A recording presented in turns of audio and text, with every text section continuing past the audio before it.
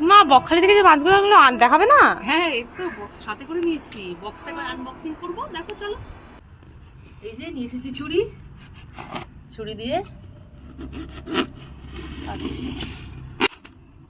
না দেখো খাজানা বেরিয়ে গেল। প্রথমেই দেখো বিগ সাইজের গলদা, এই যে একটা রাখলাম, একটা পরপর শুধু খাজানায় বেরিয়ে যাচ্ছে, জানিস তো, পরপর খাজানা।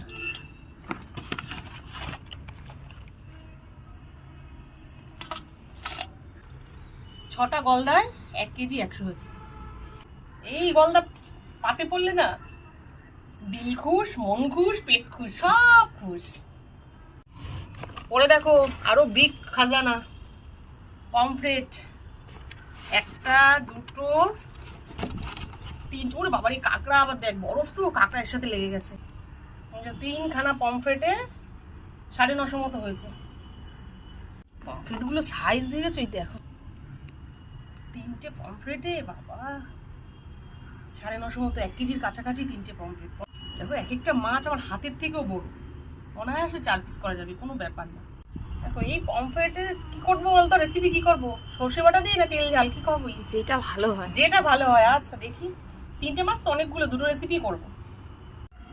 বন্ধুরা তোমরা কিন্তু সামনেই আমার এই পমফ্রেট মাছ দিয়ে তোমরা থালি দেখতে পারবে। পরে কাঁকড়া, বরফ তো কিছুই নেই আর। না বরফ ওরা বলে 3 দিন থাকবে, কিন্তু 3 দিন কি থাকে? যা হোক গলে গেছে। কাঁকড়াগুলো বেশ বড় বড়, কিন্তু পমফ্রেটের মতো অত বড় না।